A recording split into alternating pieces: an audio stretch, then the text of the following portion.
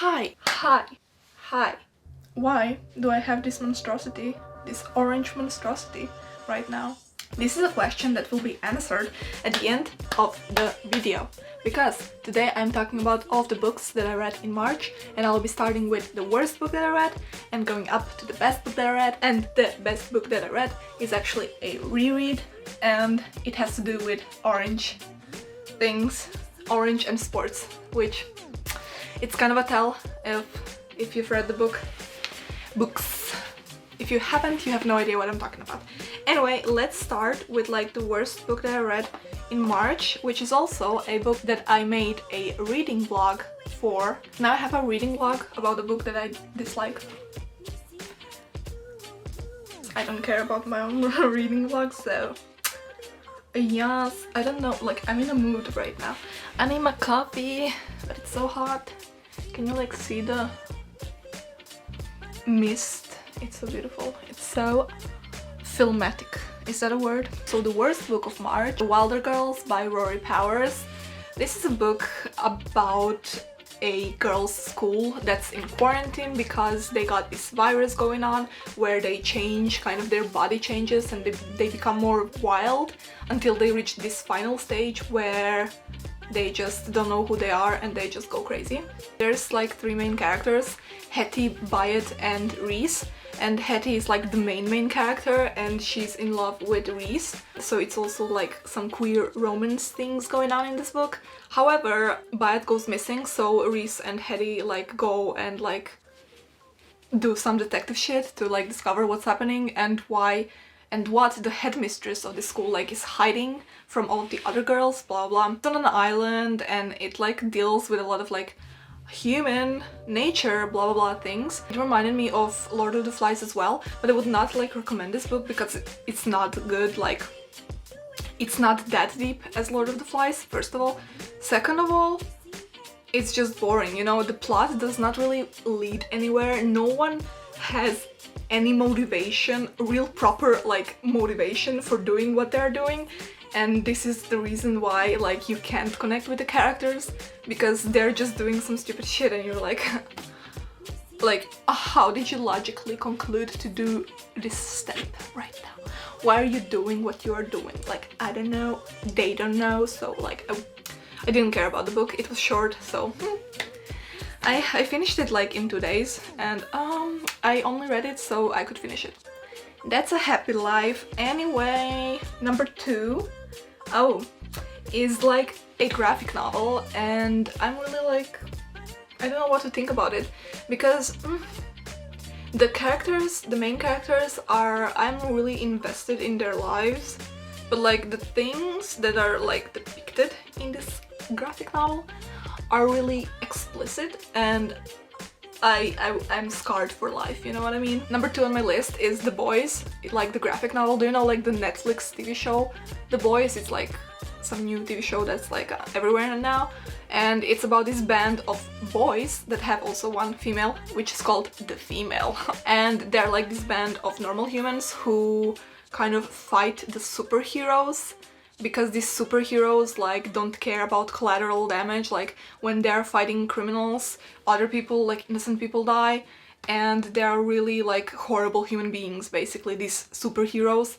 They like, there's like a lot of explicit scenes of rape and murder and gore and blood, and I don't mind the blood, but like there's so much rape, it's all very explicit and unnecessary. I want to give this comic 1 star, but also like the main characters, like this group of the boys, is just so unique and interesting to me, and intriguing and mysterious. I want to know their stories, I want to know more about them, and I am thinking about watching the TV show The Boys, because I don't think I want to like read this graphic novel. I'm just hoping that in the TV show, like the Netflix will like lower it down a few tones. The book that I think is so is We Are Okay by Nina LaCour. There's a lot going on about like grief and depression and loneliness, and I think the way that they are depicted in the book is really relatable,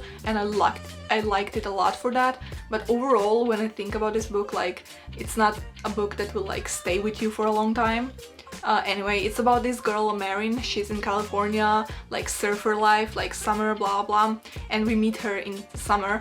She lives with her grandfather. He's her only family, and she has this best friend, Mabel. And then at the end of the summer, her grandfather dies, and we see these two timelines with Marin, like the summer timeline when everything is fine and she's like discovering her sexuality, and there's something going on with Mabel and her, blah blah. And then we see timeline number 2, which is Marin girl. The main character is already in New York, so like California all the way to New York. It's December, and she just like escaped everyone she knew in California because her grandfather died, and she wanted like to get away from all of that, because she also finds out a dark secret about her grandfather and her family. Anyway, this book is really introspective. Like, it talks a lot about grief because of the loss of her grandfather.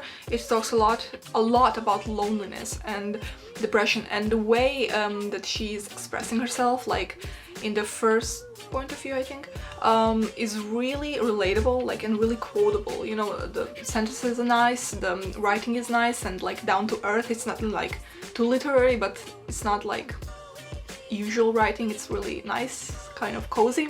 The tone of the book is also like lonesome. It's kind of hopeful in the end as well. And yeah, I think I gave this book like 3 stars because it's just, you know, it's nice, but it's nothing more. It won't like haunt me in my dreams. By the way, today I dreamt that we are all Doctor Who, like we, the human species, is actually all Time Lords, and we all got infected with this virus, and then we all had to like regenerate ourselves every day into new like people or like new faces, because we had to like reject this virus that was in our bodies. Number 4, which is another graphic novel, and this graphic novel I actually read volume 1 to 3, so all these 3 volumes I'm putting on number 4. They were like entertaining. Continuing with these graphic novels is not really my priority, so that's why I put them on number 4, and it's Fence by C.S. Packet.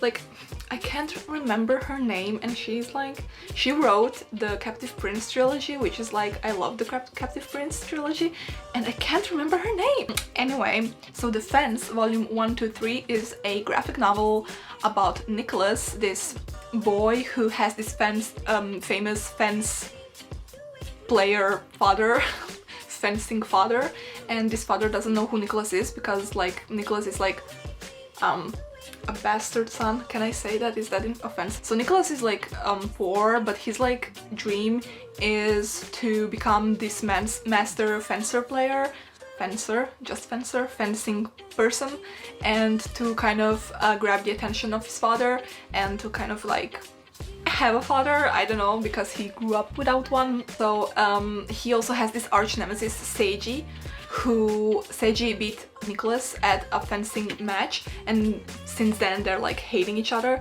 So Nicholas enters this private school on a scholarship, and of course Seiji is there, and of course they become roommates. So it's that type of situation, this trope from enemies to lovers, roommates, blah blah blah. It's really yeah, I love this trope. Anyway, it's a boys' private school, and they're all like fence players.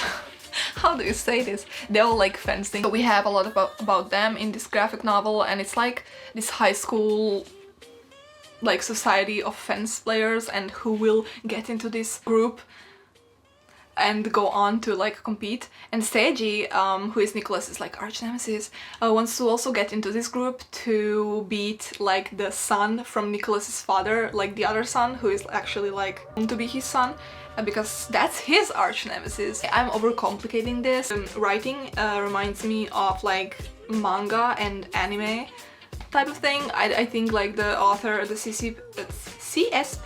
Hackett definitely like read a lot of manga and then decided to write this. The art, however, is nowhere near manga. Manga is like the superior art, like in comic graphic novel world. Japanese art is like superior in my opinion, and in fans the art is just so ordinary, and it did not make me feel anything. Also the story wasn't really unique. It's just like it is what it is, what I just said. You know, it's pretty like, you see where it's going, you know, it's nothing surprising there. 90% of the characters is all men, like boys in the school, you know, because it's a boys' private school. Yeah, so like I also want girls in my stories, thank you. Bye! Book number 5 is Wolf Song by TJ Klune. This is my first book from TJ Klune. I read this book because it was so highly recommended by other people, and TJ Klune as an author is so highly recommended by other people, so I was like, I'm gonna pick this book up.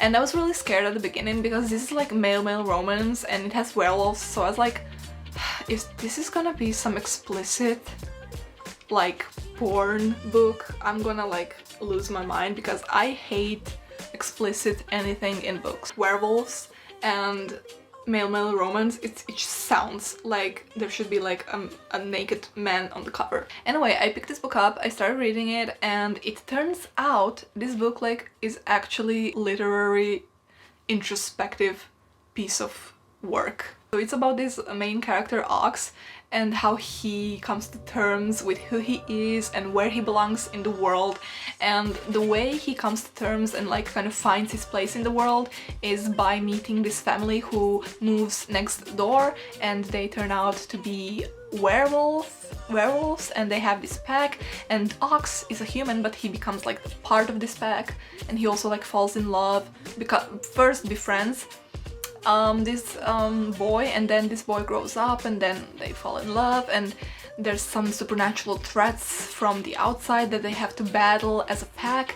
And throughout all of this, the center of attention is Ox, and he's kind of coming of age and finding his place in the world and finding his family. It's really like deep and really literary and really like heartwarming.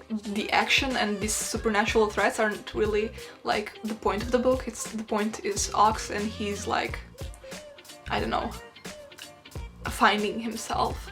I gave this book like 4 stars because the relationship between two main characters is definitely like kind of abusive, like, but it was supposed to be, so but it's not addressed in this book. As far as I know, there's like this second book, Raven Song.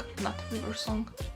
I'm rewatching Doctor Who, and yeah, so Raven Song is book number 2 in this like Wolf Song universe. And some review that said that this abusive relationship will be addressed in book 2, and I will never read book 2 because I don't care that much about this. It wasn't like physical abuse, it was like this guy emotionally abusive. Like he says things like, oh, I can't, if I'm not with you I would die. Subtle things. Do I recommend this book? I don't know, like depends.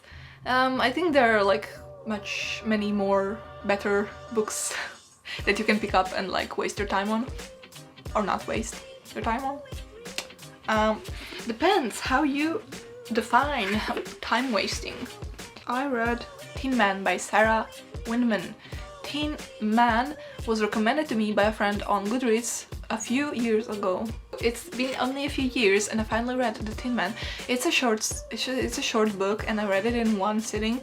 Not because it was that good, it was good, I liked it a lot, but I read it in one sitting because it was so freaking depressing that I just had to get it over with and not drag this depression all the way to the other day. Do you know what I mean? I just did not want to have like this on my mind, so I was just like, let's just get it over with. This book is definitely very literary, and it's very like in this, like it's an adult book, and it's in this like other circles, you know, the circles where books get some fancy snobby shit rewards. I don't know how to explain this. I never read Call Me By Your Name, but I watched the movie. The mood, that what I felt while I was watching the movie. Okay, let's just like take that one scene. Do you know? You probably know which scene. Let's just take it out and without it the movie would be fine, I guess. So the mood of the movie without the scene kind of reminds me of the mood of this book, Tin Man. And Tin Man is about Ellis, this guy who is like middle-aged, and he's just like remembering his life, and the book really thrives on not telling you some crucial details, so like you see the outcome of the situations and you don't know how we got there, so like truths and details are kind of sprinkled throughout the story, and as you're finding out what really happened or how we got there, it's like really shocking and really emotional and really sad, and you will cry. So it's about this Ellis guy who's like remembering his wife who died, Annie, and he's also then remembering his other friend, Michael, his best friend, who he was also like sexually involved with. So there's like these two relationships that kind of haunt him, and he's like remembering while he's middle-aged and alone. So we all like kind of want to know what happened to, well, we know what happened to Annie, but what happened to Michael, you know, his best friend. The middle of the book also has like point of view of Michael's, which is so it's so freaking sad. It was so freaking depressing, and while I was reading like Michael's point of view, I was just like, I have to finish this book today because I cannot drag this feeling, this dark feeling all the way to the other day. I don't want my other day to be shitty, okay? It's the type of book that you can say like, I read The Tin Man and be like proud of it because it's so fancy, you know?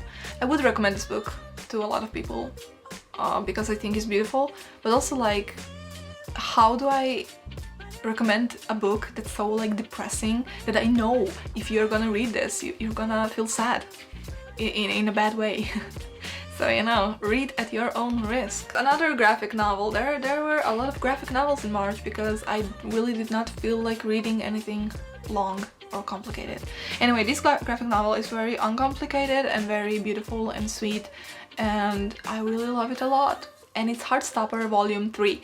I read Volume 1 and 2 last month, and I just did not like them a lot because they were so like kind of uninteresting and they really didn't have a point. They were just about this like two high school boys who fall in love and get into a relationship, and then like it's about them navigating this relationship, and also about like texting and kissing and family and love and blah blah blah and friendship.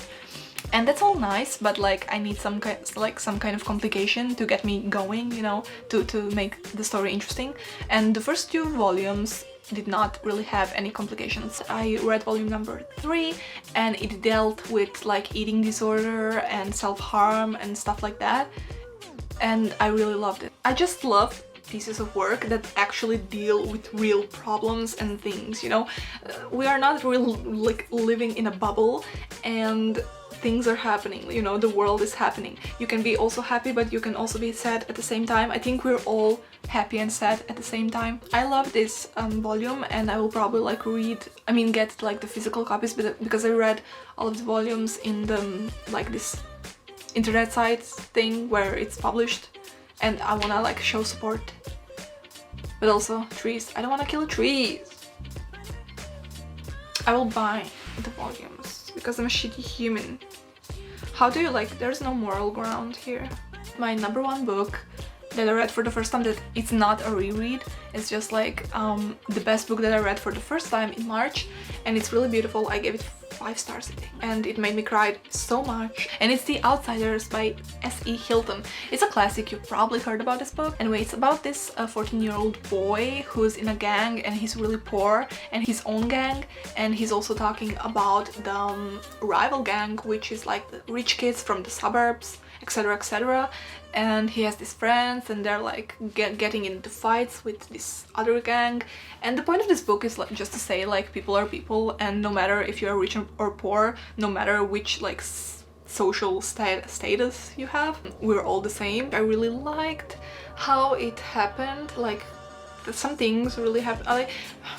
You probably know, but maybe you don't know. I will not spoil. Anyway, I really cried, and I just wanna get a tattoo for, you know, the famous line, "Stay gold, pony boy," or something like that. I forgot. I'm not a fake reader. Shut up. Oh yeah, a fun fact, which I did not know while I was reading this book: S.E. Hilton is actually a woman what? And she started writing this book while she was 15. Another thing is Kurt Cobain carried a pocket version of this book everywhere, they said, because it was his favorite book, and I can see why now. I can see why. This is it for the books that I read for the first time this month.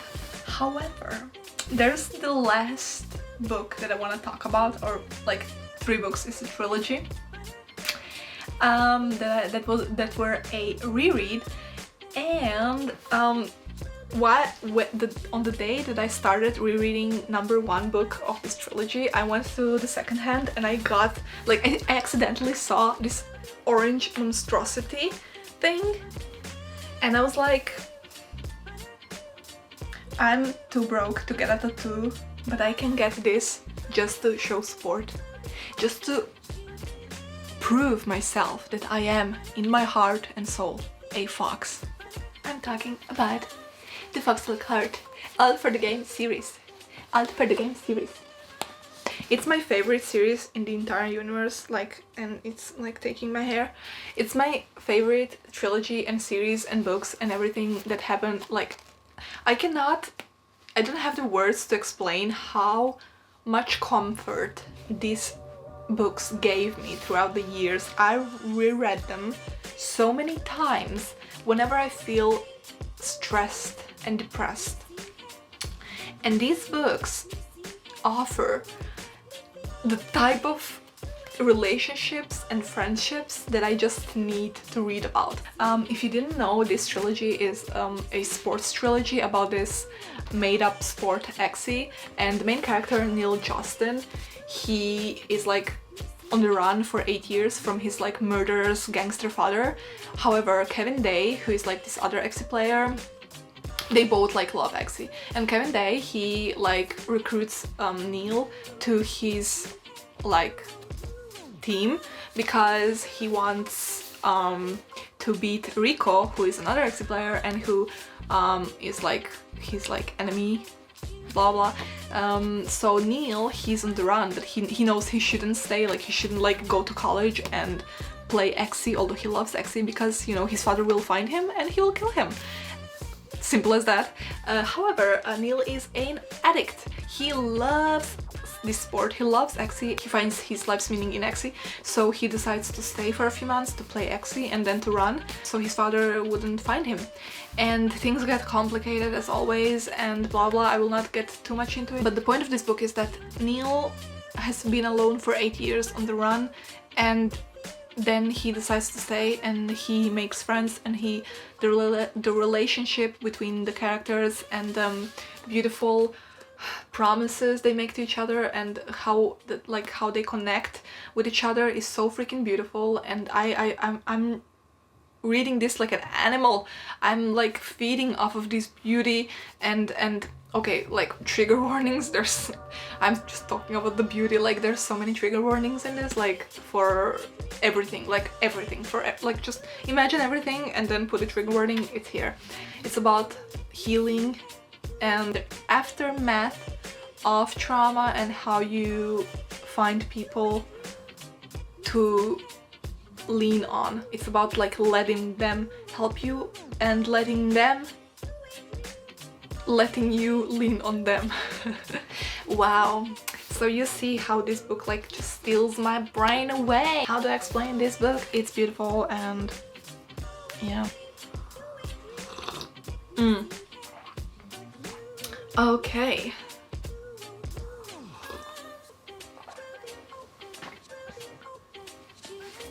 Coffee.